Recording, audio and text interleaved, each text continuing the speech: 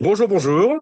Merci Donc, d'avoir accepté cette invitation pour nous parler de votre parcours, qui, j'en suis sûre, va inspirer beaucoup de personnes. Pour commencer cette interview, est-ce que vous pourriez nous parler un petit peu d'où est-ce que vous venez, vos origines et vos racines? bien évidemment, donc bonjour à tout le monde. Donc Hervé Trombert, 51 ans, originaire Haute-Savoie, issu de famille tout à fait modeste, de la campagne, bien évidemment. Donc moi je suis né donc à Vacheresse, une petite commune de la vallée d'Abondance. Je ne sais pas si ça parle à quelqu'un, mais une petite vallée magnifique. Je suis né donc à 20 kilomètres des pistes de ski et à 20 kilomètres de Thonon, c'est-à-dire le lac. C'est-à-dire qu'on a l'entre-deux pour vraiment être du mieux possible. Hmm. Donc, moi, je suis né donc à Vacheresse. J'ai fait mes petites études gentiment en primaire, donc à l'école du village. Mes parents ma maman tenait un bar dans la commune. Donc, j'ai très vite été immergé dans la population, même si c'était un petit village de 600 habitants, mais dans la population, voir du monde tout le temps. Mhm. J'ai fait mes études donc à l'école de Vacheresse. Euh, Après, j'ai été dans le cycle supérieur donc à Abondance. Pareil, on était une petite commune à côté où là, il y avait un collège.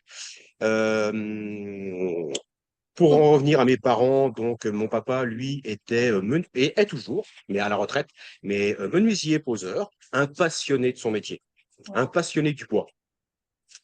Ma maman, elle, donc, elle a pris ce bar puisqu'avant, elle était comptable, mais vu qu'elle a suivi mon papa, ils ont pu acheter une maison donc sur Vacheresse où il y avait déjà un bar et ils ont repris ce bar donc au niveau professionnel pour ma maman. Moi, je suis donc le premier d'une fratrie donc trois enfants. Donc moi, le premier, j'ai deux petits frères qui sont à leur compte eux aussi. Donc on a eu la passion de l'entrepreneuriat chez nous très très tôt. Voilà. Euh, pour en Vous revenir à avez mon pris le nom? métier, donc à Ah, l'âge de pardon. 5, oui. Pardon, Hervé. Ah bah, allez-y, continuez, je vous poserai la question après. La petite parenthèse, c'est que déjà à l'âge de 5 ans, je savais que je voulais être boucher. Oh, wow. Donc ça faisait rire beaucoup de monde, mes parents y compris, personne n'y croyait. Mais moi, j'ai eu cette vocation depuis tout petit. 5 ans, pourquoi? Parce que je pense que c'est là qu'on commence à avoir un cerveau qui commence à fonctionner un petit peu. Et j'ai toujours voulu faire ça. Une Est-ce que passion vous depuis tout savez petit. pourquoi? Est-ce qu'il y avait quelque chose, un dessin animé, Non, une... ah non, rien. Non, non, non, non. Aucun membre de ma famille n'était dans le métier. Parce que mon papa menuisier, ma maman tenait un bar. Ni dans les tontons, personne. Vraiment personne. La seule chose qui a pu, je pense, pas me décider, mais parfaire ce choix, c'est Mhm. que vu que ma maman avait ce bar, et dans ce bar, il y avait tous les anciens du village qui venaient pour boire leur petit verre, pour après une sépulture et tout ci, je les connaissais tous. Et à ce moment-là, dans pas mal de villages, tout le monde allait tuer son cochon, tuer sa vache, tuer ses poules, tuer ses lapins. Et très vite, j'ai été immergé en allant donner un coup de main pour justement faire ces tâches-là. Et ma grand-mère avait aussi des lapins et j'allais aider ma grand-mère à tuer les lapins. C'était à l'époque, ça se passait comme ça. Dans toutes les maisons, il y avait des animaux pas domestiques, des animaux pour faire les poules pour les œufs, qui mangeaient pour la viande, et ainsi de suite. Et j'allais vraiment déjà aider soit mes grands-parents, soit les anciens du village pour faire ça. Donc, je pense que ça a dû jouer quand même beaucoup. Et qu'est-ce qui vous plaisait justement dans le fait de les aider à faire ça? Bah, c'est déjà le fait de travailler, puisque Hmm. on a toujours été, depuis tout petit, vu nos parents travailler. Travailler pourquoi? Bah, pour ramener un salaire pour remplir le frigo, pour nous habiller correctement, pour nous donner quelques petits plaisirs, puisque bon, étant une famille modeste, bah, c'était des petits plaisirs, mais on a toujours compris qu'il fallait travailler pour avoir quelque chose. Ça, Ok. c'est le nerf de la guerre. Bien sûr. Et donc, vous avez eu cette envie-là, vous faisiez déjà, vous aidiez votre entourage. Et Oui, oui, tout à en fait. parallèle, donc, comment est-ce que vous vous êtes dit, donc, vous aviez envie de faire ce métier? Au niveau des choix d'orientation, ça a été une évidence pour vous quand vous étiez à Oui, Abondance? puisque bon, j'ai fait mon cycle normal, comme je vous disais, donc la primaire, à l'école du village. Après, j'étais donc à Abondance pour faire les 4 années, je ne sais plus comment ça s'appelle, sixième, cinquième jusqu'à la troisième. Et en troisième, on était encore dans la période où les CAP étaient mal vus. Hmm. Donc, le- la direction du collège voulait que j'aille faire une seconde et ainsi de suite. Et moi, c'était pas mon truc du tout. Je voulais rentrer dans le monde professionnel. Donc déjà en troisième, j'ai été faire des stages, quelques petits stages comme ça. On pouvait en faire à l'époque comme on voulait, pas Mhm. comme maintenant, mais comme on voulait. Et j'ai été en faire dans des boucheries, oui, pour vraiment voir si c'était vraiment la chose que je voulais faire. Et Et, alors? ces, et ces stages ont été vraiment super bénéfiques puisque j'ai abouti à tout ce que je voulais Hmm. dans ma formation. Donc là, c'était une évidence. Vous vouliez Ah, faire une ça. évidence totale, oui, oui. J'étais contre vents et marées puisque toutes les personnes du cycle scolaire rigolaient un petit peu, Hmm. ça les faisait rire. Mais moi, j'avais cette passion. C'était voilà, mes parents y croyaient, Hmm. c'est le principal. Le reste, c'était pas primordial. Hmm. Génial. Et donc, vous êtes formé. Qu'est-ce que vous avez fait comme formation? Alors, la formation, j'ai commencé donc à 14 ans. Mhm. En allant donc à Groisy, qui est un centre de formation à côté d'Annecy, où là, il y a boucher, charcutier, traiteur, boulanger et tout. Donc, j'ai fait 2 ans donc, de formation pour mon CAP, que j'ai obtenu, euh, d'une facilité déconcertante. Alors, que personne rigole quand on entend ça, c'est que j'étais tellement passionné par ce que j'apprenais que le fait d'écouter les cours, Hmm. j'enregistrais tout. J'étais Wow. loin d'être une lumière pour les cours généraux Hmm. quand j'étais au collège, mais là, c'était déconcertant pour moi. Mes parents, ils n'étaient pas très contents parce que quand je rentrais donc de Groisy des semaines d'école, puisqu'il y avait une semaine d'école, 3 semaines chez le patron, je révisais jamais, mais jamais, parce que j'avais tout enregistré déjà. Et ça, c'était le côté où c'était super, quoi. C'était magnifique. Hmm. Est-ce que Et vous... en parlant, donc, j'étais donc à l'école à Groisy, mais il fallait que j'ai un maître d'apprentissage. Et ce Hmm. maître d'apprentissage a été donc le monsieur chez qui on est maintenant, où j'ai pu lui racheter son entreprise. Le cursus, je l'expliquerai après, mais c'est vraiment dans ces locaux-là que j'ai fait mes premiers pas. Wow. Ok. Donc vraiment, vous avez commencé là où vous avez pu évoluer derrière. Exactement, exactement. Il y a toute une histoire que je vous expliquerai donc, dans les minutes qui vont suivre, mais une histoire qui est magnifique, quoi. Génial. Bah, je me réjouis. Laissons le suspense. Et donc, pour revenir à ce cursus, est-ce que vous vous souvenez un petit peu des cours que vous aviez, les matières qu'on n'imagine pas forcément, puisque quand on parle d'une seconde générale, par exemple, c'est assez clair, mais un CAP en boucherie, c'est quoi les matières qui sont spécifiques aux bouchers? Alors, spécifique, donc, il y a les matières générales, hein, qui sont le français, les maths, l'anglais, la physique, Mhm. et je crois qu'il y a peut-être autre chose. Mais sinon, après, c'est la technologie, et donc propre au métier, et après la pratique. La Ok. pratique, sur une semaine, on avait, je crois que c'était 4 heures de pratique. Mhm. Donc, c'est pas là qu'on apprenait le plus, puisque entre 4 heures sur une semaine et 3 semaines dans l'entreprise, c'est à l'entreprise vraiment qu'on apprend le plus. Là, Mhm. c'était pour voir un peu les techniques qui étaient demandées donc pour passer le CAP. Des choses Mhm. bien précises, voilà. Est-ce que vous avez Mais des... sinon, Est-ce que c'est par de la pardon. technique? C'est de la technique de coupe? C'est de la technique de... En quoi est-ce que Oui, vous avez... technique de coupe pour désosser, donc la base du métier, hein, désosser les carcasses, et puis après plucher les morceaux et couper les morceaux. Là, Ouais. c'est vraiment propre au métier. Hmm. Et c'est ce qu'ils nous apprenaient là-bas pour peaufiner vraiment euh, le passage de l'examen. Mhm. Vous disiez qu'il y avait une formation de boucher et de charcutier. Quelle est la différence? Parce que parfois, Donc, on peut le peut-être se dire bouche. que c'est la même chose ou que c'est la même. Alors, sur les cours généraux, c'est pratiquement pareil. Après, sur la technologie, donc un boucher va apprendre les races de viande, la conformation des carcasses, et Mhm. après, apprendre le nom des os, du squelette, des squelettes des différents animaux, et après le nom des muscles. Le Mhm. charcutier, lui, sa base de travail, on part sur, en règle générale, le porc.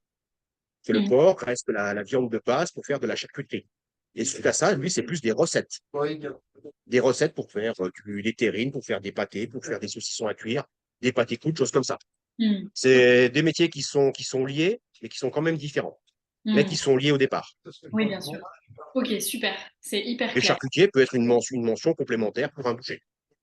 C'est pour ça que parfois on trouve un boucher charcutier en même temps. Exactement, boucher, charcutier, traiteur. Il peut y avoir 2 ans de formation boucherie, après 2 ans de formation traiteur, charcutier, pardon. Puis après 1 an de formation traiteur. Mhm. Donc pour revenir à votre parcours, Hervé, vous disiez que vous aviez 3 semaines en entreprise, une semaine à l'école, et vous avez fait ça pendant combien de temps? Donc 2 ans. Oui, ok. 2 ans de formation, donc, pour après passer donc, ce fameux CAP. Mhm. Donc, CAP, certificat d'aptitude professionnelle, c'est le strict minimum pour débuter le métier. On connaît les bases, mais on connaît presque rien. Parce que c'est Mhm. vraiment les bases du métier. Parce Mhm. qu'après, l'expérience vient eh ben, avec les années de pratique, comme dans tous les domaines. Et comment donc vous avez évolué dès que vous avez obtenu votre CAP? Alors, ce CAP, donc, je l'ai eu, à l'époque, on était encore classé, il y avait des classements. Donc, j'ai fini premier de ma session. C'était ouais, c'était un moment de. J'étais là-bas cool, tranquille, parce qu'il y avait cette passion qui était là et c'était tellement, on va dire tellement simple, mais c'était évident pour moi. Donc, après, j'ai donc voulu faire le brevet professionnel. Euh, il se faisait justement à Groisy, mais j'ai voulu viser un Mhm. peu plus haut dans les deux sens du terme, c'est que je suis monté à Paris. À Paris, donc, il y a une école qui s'appelle le NSMB, École nationale supérieure des métiers de la vie, où Mhm. là, le niveau était quand même, pour le même examen, le Mhm. niveau était beaucoup plus élevé. Parce que j'avais l'ambition, je ne savais pas encore si j'allais me mettre à mon compte, à reprendre plus tard une boucherie. Mhm. Et en le faisant à Paris, ça me donnait une mention supplémentaire où je pouvais après être formateur. Mhm. Formateur pour former des jeunes pour un CAP, pour un BP dans un centre de formation Wow. que je n'avais pas, donc si je passais le BP à Roissy. Mhm. Et ça a Donc je duré disais combien de vraiment, temps? je mettais plusieurs cordes à mon arc pour pouvoir faire différentes choses. Et ça a duré combien de temps du coup ce... 2 ans, donc 2 ans de formation, le même principe que le CAP, donc une semaine à Paris et 3 semaines chez mon patron, donc qui était le même qui m'a formé pour mon CAP. Super. Donc 2 ans de brevet, vous dites? 2 ans de brevet professionnel, oui, oui. Génial. Avec Euh, l'obtention du brevet, bah, voilà. et en quoi ça vous a apporté encore un autre palier, un autre niveau, on va dire? Alors, au niveau technique pur du métier, donc il n'y a pas eu énormément de choses. Les plus gros points ont été sur tout ce qui était gestion. Gestion, c'est-à-dire formation des prix, prix de revient, prix de vente, savoir lire un bilan, tout ça dans le but d'avoir des capacités, je dis bien théoriques, pour Hmm. pouvoir prendre une entreprise. Ok. Prendre une entreprise ou diriger un rayon dans une grande entreprise, une grande surface, quelque chose comme ça. Ah, wow. C'était ça la grosse différence avec le CAP. Donc Et une... bien sûr, en 2 ans, on acquiert plus d'expérience propre du travail. Hmm. Rapidité, technique, on se perfectionne, bien sûr. Hmm. Ok, donc un côté plus technique, plus business, Tout à fait. pardon, Oui, plus tout à fait, oui. entrepreneur, plus Oui, oui. commerce, un côté plus commerce. Exactement, oui. La Génial. clientèle, savoir gérer un rayon, faire ses prix d'achat, ses prix de revient, ses Hmm. prix de vente, tout ça. Ok. Et donc, Beaucoup à plus l'issue de technique. ces 2 ans, vous étiez toujours dans la même entreprise. Et Oui, là, donc, vous avez fini CAP, brevet professionnel. oui. Quels sont vos premiers pas dans le monde professionnel? Est-ce que vous commencez en tant que Ben, salarié? le monde professionnel, on a commencé directement dès qu'on commence le CAP, Oui, on est déjà immergé dans ce oui, monde pardon. professionnel. Vous étiez déjà dans le professionnel, mais j'entends plutôt, alors plutôt au niveau dès que vous D'être avez salarié, commencé les études, est-ce que vous étiez oui. salarié ou Ben, indépendant? après, tout de suite, oui, mon patron donc m'a embauché en tant que salarié traditionnel. Je suis resté donc 1 an comme ça, où j'ai bossé. On était quatre personnes, donc mon patron, son épouse, euh, un collègue et moi. Donc là, bah, c'était d'apprendre à tenir le magasin, à faire tout ce qui concerne le métier. Hmm. D'ailleurs, est-ce qu'il y a des rôles différents dans une boucherie? Est-ce qu'on est tous bouchers? Est-ce qu'il y en a qui sont que dans la vente, qui n'ont pas du tout de formation? Enfin, c'est une Alors, question assez candide, mais ou- plus dans le sens non, non, mais la question a le mérite d'être posée, mais ça dépend vraiment de la taille de l'entreprise. Puisque le boucher qui va être tout seul avec son épouse, ben, il faut qu'il fasse tout. Il Hmm. faut qu'il fasse tout. Il faut qu'il fasse le service, il faut qu'il fasse la préparation, la désosse, la pluche, les cuissons s'il y en a, fasse vraiment tout. Mhm. Son épouse, en général, enfin, madame fait le service, fait un peu de charcuterie, le service charcuterie, les papiers, tout ci, tout ça. S'il commence à y avoir plusieurs salariés, oui, forcément, après, les tâches vont être scindées. Il y a Hmm. le patron va sûrement plus rester au magasin pour faire le service. L'employé va venir aider, mais il sera à la préparation derrière. Et ça, les tâches vont changer en fonction de la taille de l'entreprise et du nombre de personnel. Hmm. D'accord. Ok. Moi, comme j'ai commencé avec mon patron, donc parce que c'était dans cette boucherie, mais qui était toute petite, vraiment toute petite. J'ai eu l'occasion, on en parlera après, de pouvoir acheter des bâtiments à côté pour pouvoir agrandir. Et c'est vrai que maintenant, ben, j'ai une équipe qui reste derrière au laboratoire, une équipe qui est au magasin, une équipe qui est en cuisine. Oui, c'est vraiment bien structuré. Hmm. Et Il donc, n'y a pas de recette miracle, mais c'est vraiment structuré pour notre entreprise, oui, pour que ça par puisse rapport à fonctionner. mes ambitions de chef d'entreprise. Hmm.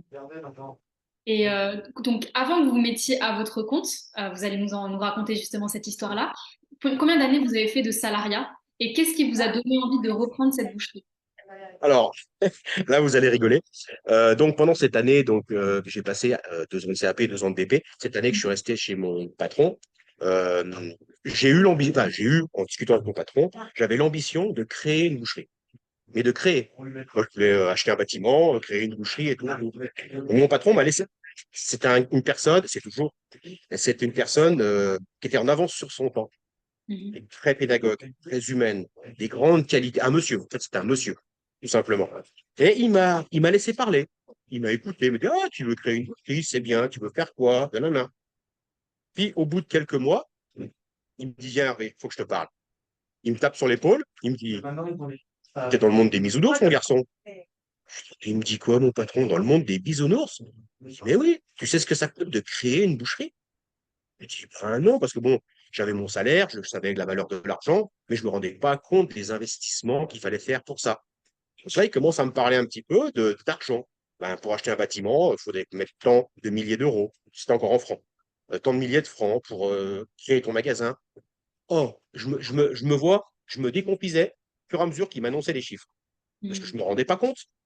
Bon, à passer quelques semaines, j'ai rabaissé un petit peu mon ambition de créer une boucherie. Mhm. Puis, j'ai vu, après coup, que pendant les mois qui suivaient, pardon, il me taquinait. Il me taquinait, me dire, tiens, tu as toujours cette envie, qu'est-ce que tu voudrais faire et tout, machin. Je comprenais pas où il en venir. Et un jour, pareil, il me dit, viens, Hervé, il faut que je te parle.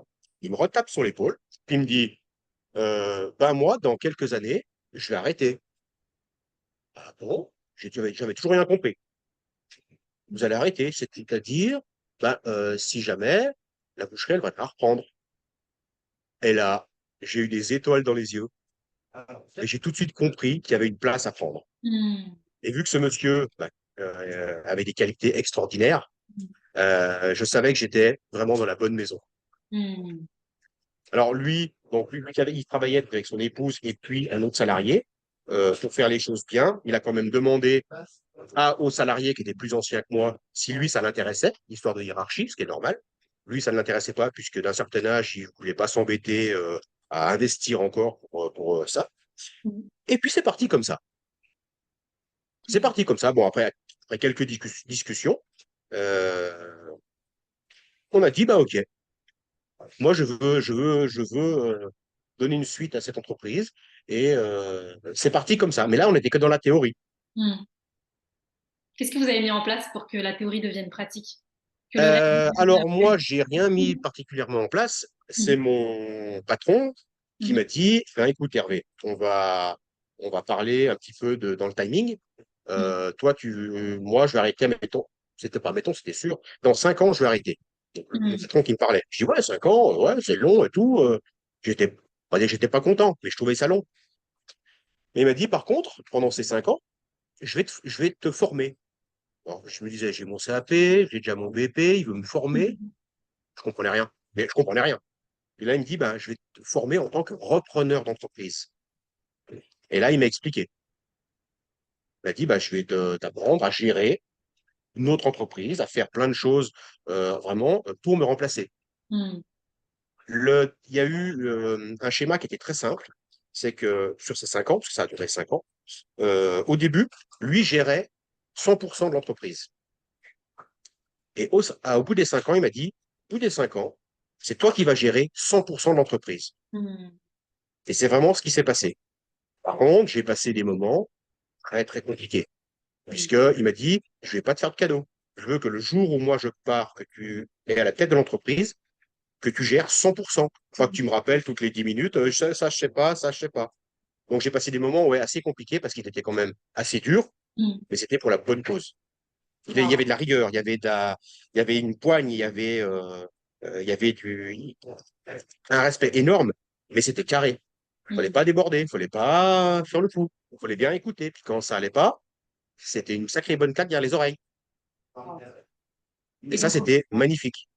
bah, vous avez eu la chance en fait d'avoir eu un mentor, ce qui est pas Ah, tout mais le oui, temps. ah oui, c'est un homme que je respecte au même titre que mon papa. Pour Hmm. vous dire que oui, j'ai un respect énorme envers ce monsieur. Hmm. Sans lui, bah, je serais pas là.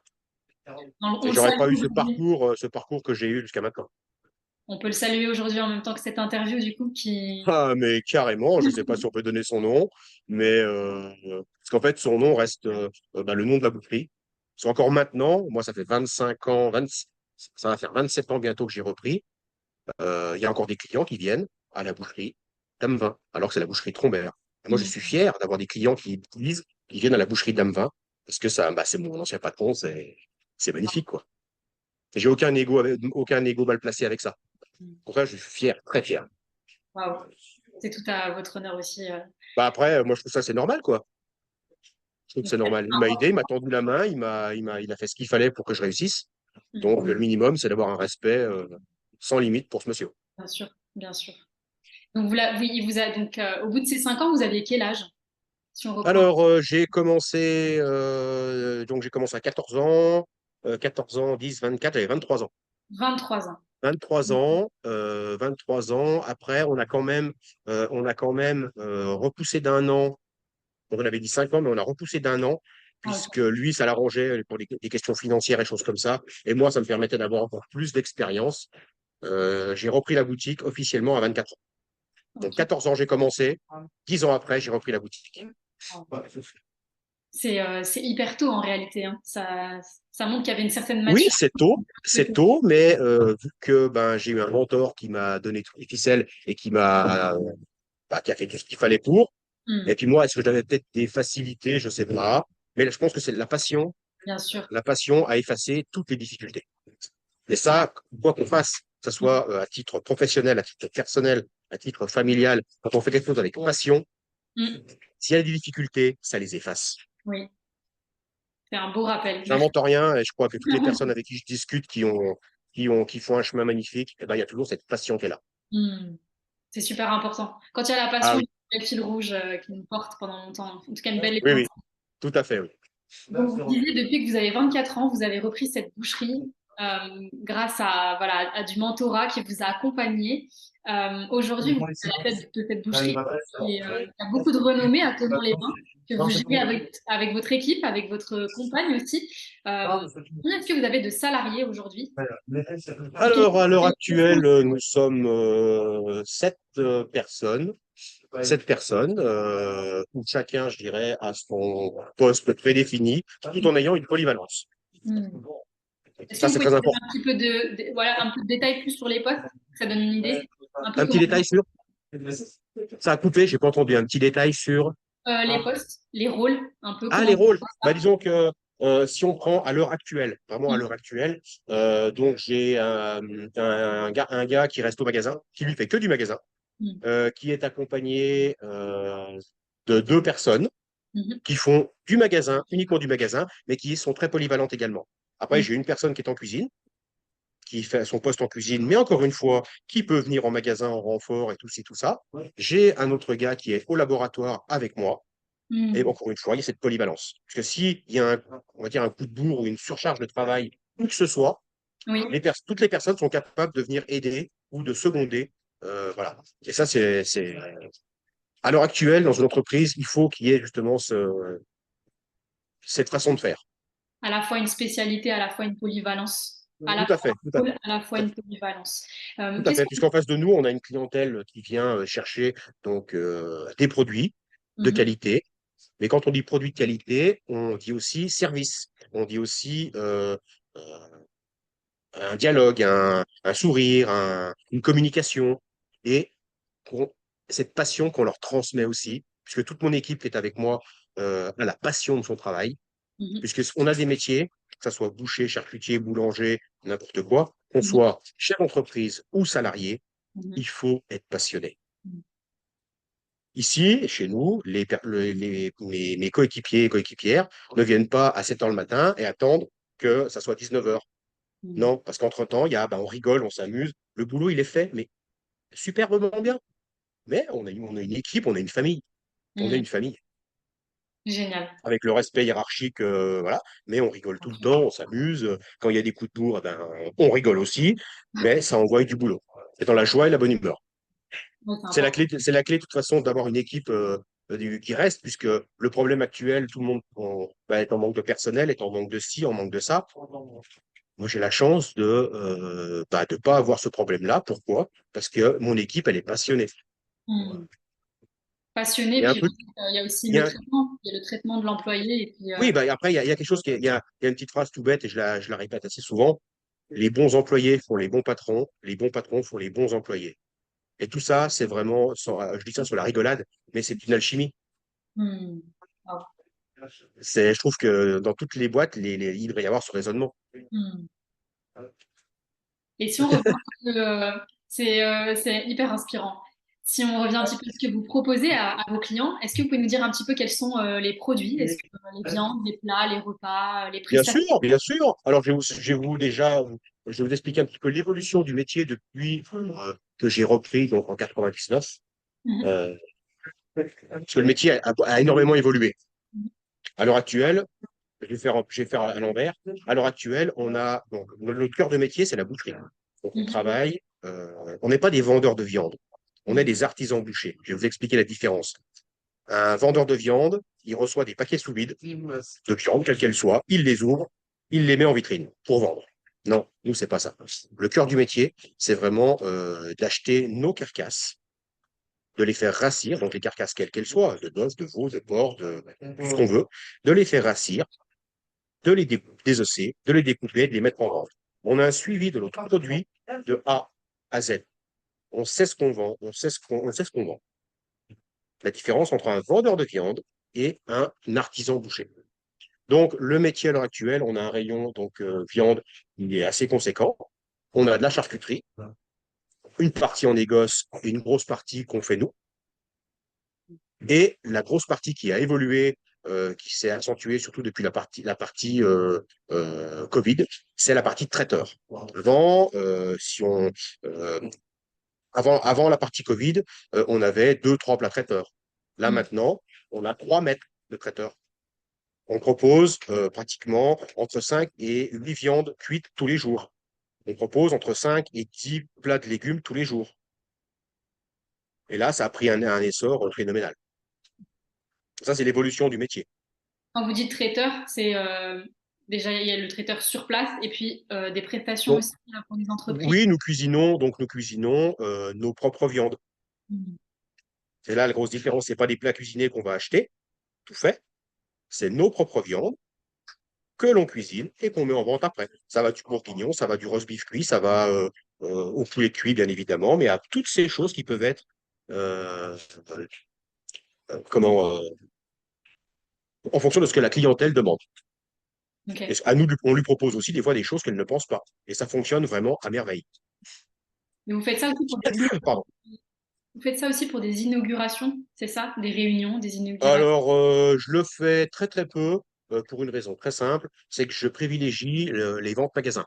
Puisque si on commence à faire, moi après c'est mon point de vue à moi et qui n'engage que moi et mon équipe, c'est quand on commence à faire des prestations annexes, ça demande des véhicules, ça demande du personnel, ça demande du temps. Et vu qu'on fait déjà des horaires assez conséquentes, on ne va pas se rajouter du travail. Et je tiens surtout à préserver mon équipe. Mhm. Parce que la course au chiffre d'affaires, c'est bien, mais Mhm. la santé du personnel, Mhm. c'est primordial. Ça passe avant le chiffre d'affaires. Mhm. Wow. C'est bien de le rappeler. Et pour donner une idée de combien est-ce que ça représente aujourd'hui le nombre de clients ou peut-être le volume de viande par an? Alors, le volume de viande, là, je ne l'ai pas en tête, mais pour vous donner une idée, euh, on va parler en carcasse. Mhm. On passe un bœuf par semaine. On Mhm. passe un veau par semaine. On passe 100 poulets par semaine. On passe 3 agneaux par semaine. Voilà.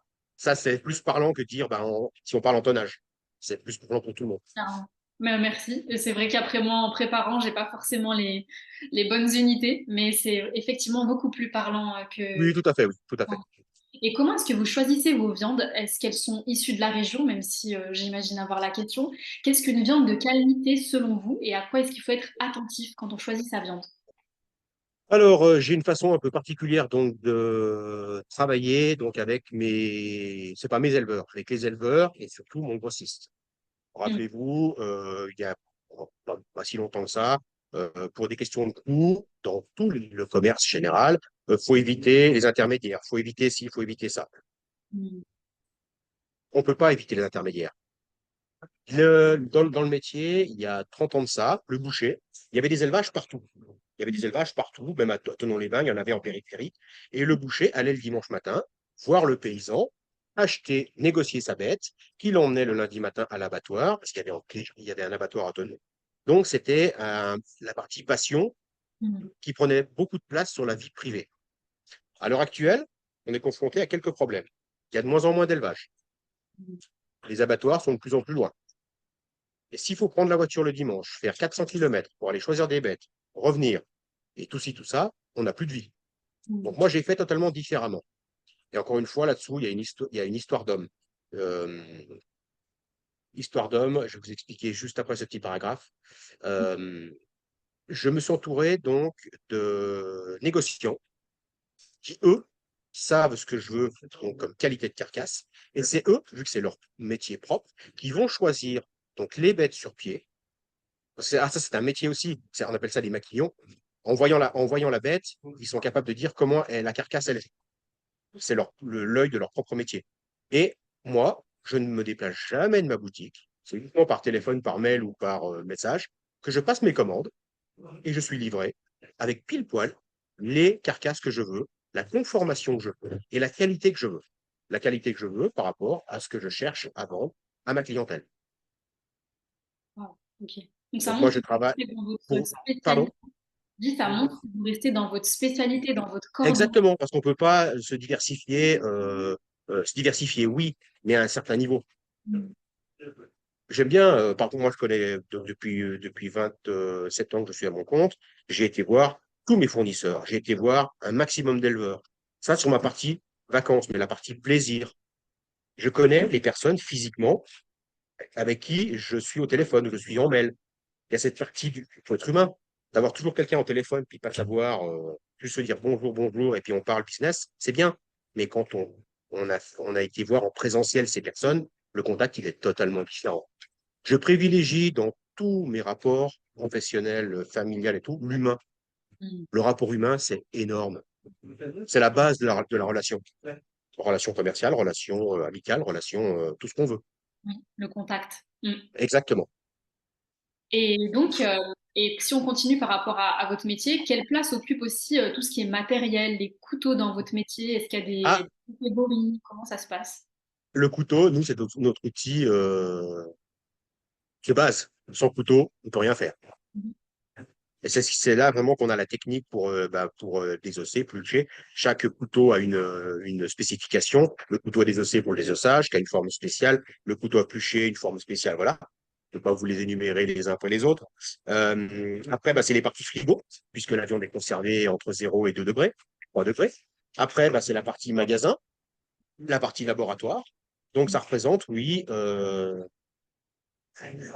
une nouvelle surface par Mm. rapport à ce que je voulais moi quand j'ai refait le magasin, puisque le magasin à l'époque, il faisait de mémoire, il faisait 60 mètres carrés, donc il y avait tout dedans, le magasin, le frigo, le laboratoire, et il y avait tout.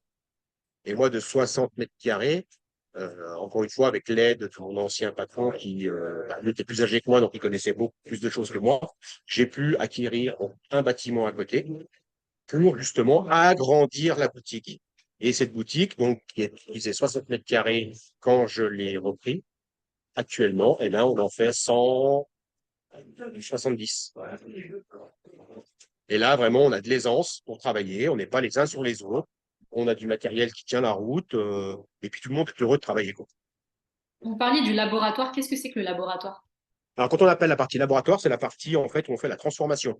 C'est-à-dire, on a nos carcasses Mm. et on les désosse, on prépare. On appelle ça un laboratoire.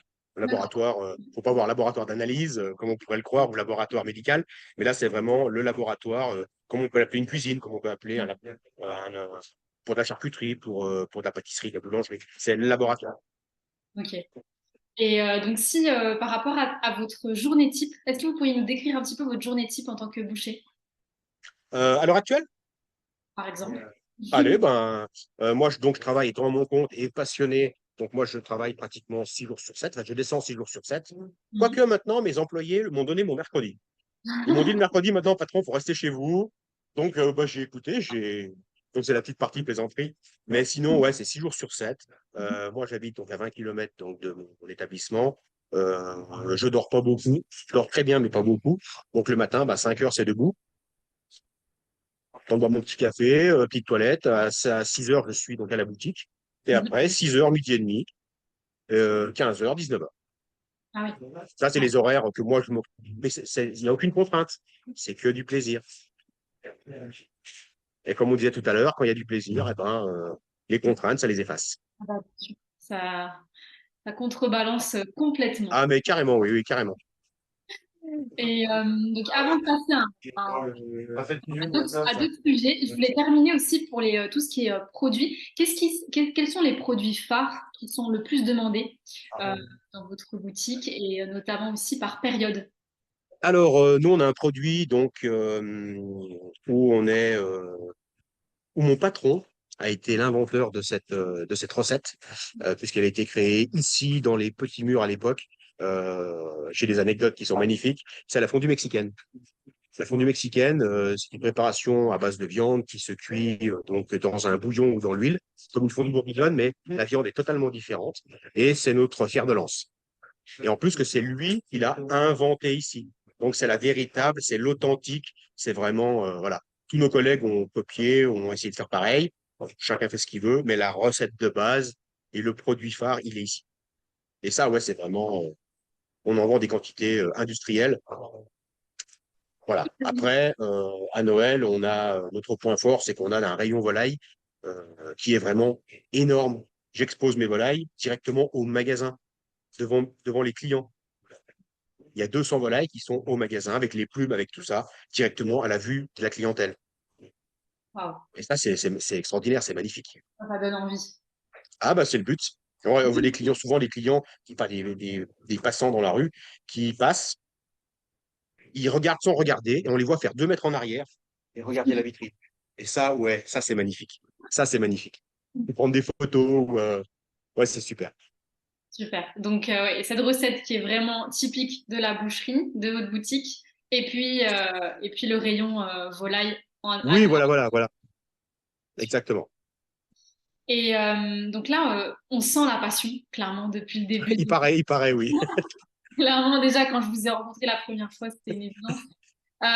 Qu'est-ce qui vous plaît le plus dans ce métier? Qu'est-ce qui fait sens pour vous? Qu'est-ce qui vous donne envie justement de faire ce métier? Au début, c'était une vocation, évidemment, ça vous est arrivé parce que vous aidiez des personnes. Mais aujourd'hui, qu'est-ce qui alimente cette flamme intérieure pour ce métier? Bah, c'est cette passion qui alimente cette flamme. Ouais. Maintenant, j'ai 50 ans, 51 ans bientôt. J'ai la même passion que quand j'ai commencé. J'ai la même flamme dans les yeux. Je peux pas vous expliquer le pourquoi du comment, mais j'adore tout ce que je fais. J'adore de voir bah, mes clients satisfaits, heureux, de voir le personnel qui est heureux de bosser, qui rigole, de voir, d'avoir fait mon parcours personnel, d'avoir donné une situation à mes enfants, d'avoir pu acquérir un bien personnel, la maison, on a construit un chalet familial, plein de choses comme ça. Ça, Mm. les joies de la vie, les joies du métier. Sans cette passion du métier, j'aurais travaillé, oui, mais ça aurait été totalement différent. Totalement différent. Là, vous voyez pas le temps passer, en fait. Ah non, Et, pas du tout. Puis moi, c'est un plaisir de venir au boulot. C'est un plaisir. Jamais la boule au ventre. Jamais, jamais, jamais. et Pourtant, en quoi, il y a eu des moments compliqués avec plein de choses, mais toujours avec le sourire, la banane, la joie de vivre, quoi. en quoi est-ce que ce métier il a façonné la personne que vous êtes aujourd'hui? Alors, je dirais pas forcément le métier qui a façonné la personne qui je suis. C'est les personnes que j'ai rencontrées. On en revient à Monsieur Damerin. On en revient à... Bah, ça revient toujours à lui, en fait. Parce que bon, déjà, l'éducation que mes parents m'ont donnée et l'éducation professionnelle et donc de Monsieur Damevin, et il m'a appris à être un bonhomme, un Hmm. bonhomme, un homme à respecter ses valeurs, à transmettre ses valeurs, que ce soit au niveau professionnel ou au niveau familial. Wow. Comme il m'a souvent dit, qu'on en parle des fois, je sais d'où je viens, je sais où je suis et je sais où je vais.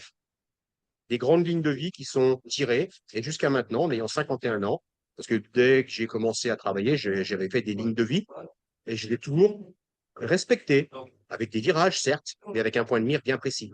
Et j'ai toujours fait aboutir ce que je voulais faire. Avec Wow. des embûches, hein, bien évidemment. Tout n'est pas tout beau tout rose, hein. N'a pas été tout beau tout rose, mais j'ai toujours fait avancer dans le sens où je voulais que ça avance. Ce qui permet aussi que j'ai un tempérament, j'ai un caractère bien trempé, j'ai un tempérament indestructible. Euh, voilà, quoi, j'ai une volonté de faire. Et c'est les bases, je dirais, pas de la réussite, mais pour, je dirais, faire son petit bout de chemin sous les meilleurs auspices. Vous disiez que c'est pas toujours tout beau, tout rose. Quelles sont les difficultés du métier? Bah, les difficultés, bah, ça peut être en général bah, le manque de personnel, le recrutement. Euh, on va pas se voiler la face à l'heure actuelle, ça peut être les problèmes financiers dus à comment on se fait ponctionner par nos chers services de l'État, pour ne pas en dire plus. Voilà, des choses comme ça. Où il y a des pressions psychologiques où bah, les banques, les ci, les là, certes, parce que on embauche du monde, bah, on se doit le respect de leur donner un salaire. Et des fois, les fins de mois peuvent être compliquées dans certaines entreprises. Et c'est ça qui détruit plus une personne que vraiment les heures de présence ou le travail physique. Ça, c'est dans tous les métiers pareil, hein. La pression C'est dans tous financière les métiers pareil. plus que le fait de travailler. Oui, oui. Et moi, j'ai un caractère et j'ai un, comment dire, ouais, il n'y a pas grand-chose qui peut m'ébranler. Hmm. Parce qu'il y a un problème, moi, le but, c'est pas de dire, de pleurer devant le problème, c'est de prendre le problème, de le décortiquer, de trouver la solution, et on passe à autre chose. Parce que la vie, elle est faite de problèmes, quoi qu'il en soit. Donc, si au premier problème, on s'arrête et qu'on pleure, on va pas avancer. On résout et on passe aux choses suivantes. Et ça, bah, il n'y a jamais de problème, en fait. Hmm. Il n'y a jamais de problème. Au final, c'est des Tout est opportunités. résolu en temps et en heure. Pardon? Oui, c'est aussi des opportunités de croissance, de croissance intérieure finalement. Et la Oui, tout difficulté. à fait. Puis, savoir que bon, je prends énormément soin de moi, puisque ben, quand je dis prendre soin de soi, ben, il faut avoir la forme physique, il faut avoir une forme énorme psychologique, être bien dans sa tête, en fait. Et ouais, il faut bien prendre soin de soi, oui. Faut pas se laisser submerger par les problèmes de la vie courante. Faut savoir s'entourer. Faut savoir éliminer de son entourage les personnes toxiques. Ça, c'est très important.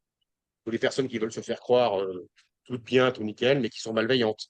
Faut, voilà, faut faire de la place. Faut s'entourer de personnes qui ont les mêmes valeurs, je dirais que. Et ce que je dis là, je parle pour moi, uniquement pour moi. Après, chacun sa recette de la vie, chacun fait ce qu'il veut.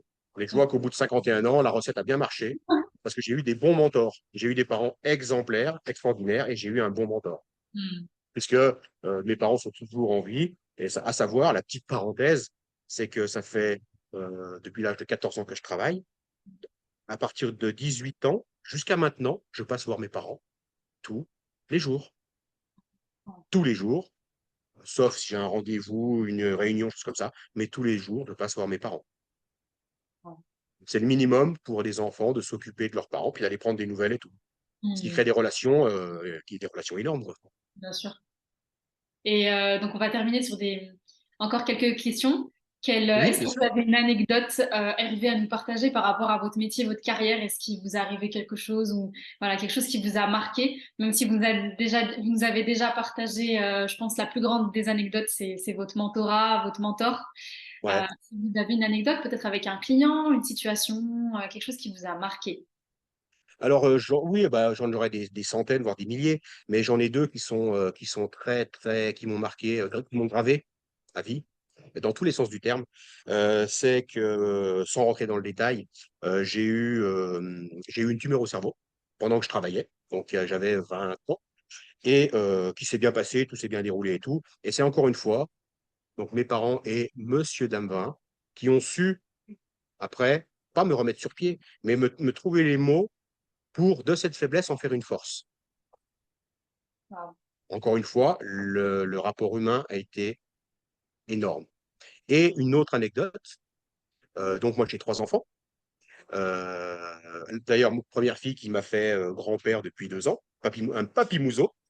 J'ai un deuxième enfant, donc qui est un enfant trisomique, qu'on n'a pas su à l'époque qu'il y avait une trisomie, tout ça. Donc quand il est né, bah, c'était un choc, parce qu'on ne connaissait rien du tout à ça.